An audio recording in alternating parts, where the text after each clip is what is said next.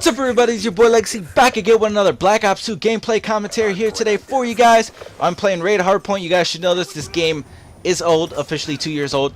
But anyway, you guys, we are officially 13 days away from the release of AEW. Can't wait. I hope you guys are excited for it. I'm super excited. Ghost, finally, done and over with. Let me know what system you're getting it for. I'm getting it for the Xbox One and hopefully get it for the 360 to play with my 360 buds. But anyway, you guys, let's get into it. We're going to talk about CoD esports. Obviously, it has grown dramatically since Black Ops 2. Black Ops 2 did an amazing job.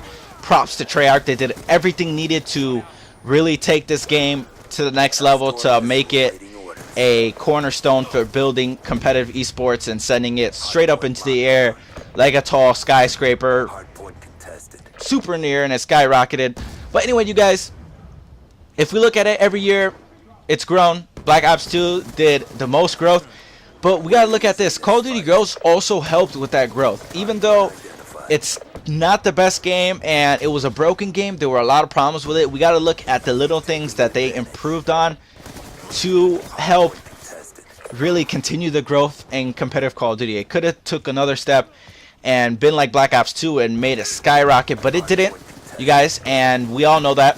We can't always hate and just say Call of Duty Ghosts was a terrible game. What made it a little bit different is the next gen. Obviously, it was the first Call of Duty on the Xbox One and PS4. So obviously the game was going to play out a little bit different. Connection was going to make a big difference. One thing I didn't like is that Host could change the weapons, but you guys, it is what it is. Ghost is pretty much over. Like I said, 13 days, under 2 weeks. The events are done. The only events going on is ESWC and the COD League for the people who made it, the pro teams that made it. Besides that, UMG Nashville has passed. A lot of teams are really just either going back to Black Ops 2, having fun and getting used to playing Hardpoint CTF, or playing another game. But you guys, let's look at the little things. Obviously, the COD League was one of the biggest changes, I think, for competitive Call of Duty. The COD League gave us something to watch, something for the pro teams to do, also for the viewers to watch, and for the AM teams to try hard for and try to get into.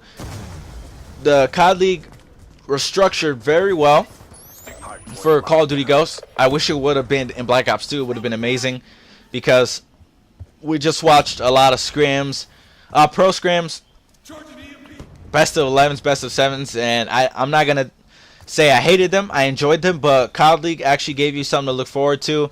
These rivalries that built, and it gave, it wasn't just losing.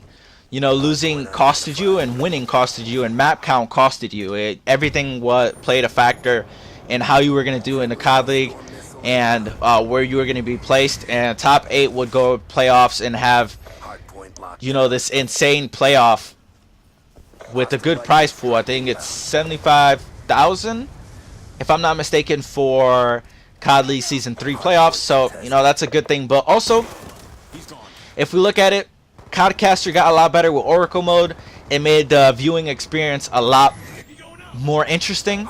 It made it easier for us to really keep track of players, but also the CODcasters to really keep track of players and give us the oh my god moments that we've been wanting to see. That sometimes we miss some action that happens elsewhere, but with Oracle mode, it gave us a little bit of how players got close to each other and didn't notice.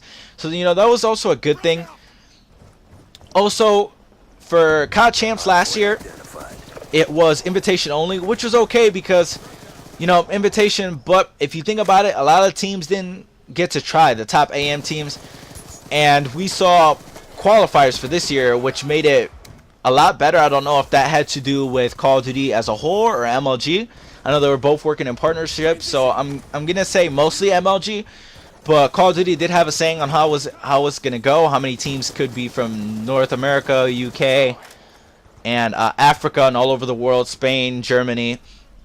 So that was very good. Qualifiers gave AM teams a chance to compete in COD Champs. It wasn't just invitational, and we saw teams like Rise Nation. Nobody knew anything about it. They placed top 8 at COD Champs. and got in a Season 3 league and did exceptionally well. I think they placed second, which is pretty good for them, but also gave a chance for top AM teams to get their name out there, to be able to play with the pros, to be able to compete at the pro level. So, you know, that was also a good thing. That all happened in Call of Duty Ghosts. We have to remember that that wasn't in Black Ops 2. You know, so those were small things that did come out of Call of Duty Ghosts. But not only that, Ghosts made a lot of mistakes. The game was broken in a lot of ways. The game was stupid. It seemed stupid a lot of times. It seemed unfair. The nerfing of the MTAR and buffing the Vector made no sense. It got a little ban happy, so that's one thing. Black Ops 2 did ban certain things like the FAL, the Cap 40, but and you know, obviously the 100 kilo drone and stuff. But Ghost kind of got ban happy with it, and you know, we see that Ghost had to make all these mistakes, so Treyarch and AW can get their game where it needed to be to please the esports community, CoD esports community, because that's what we're talking about right now. And these Ghosts needed to make all those mistakes and learn from those mistakes on what they did. It really didn't help, the small things they did, but in reality, Ghost, the game, didn't help in these.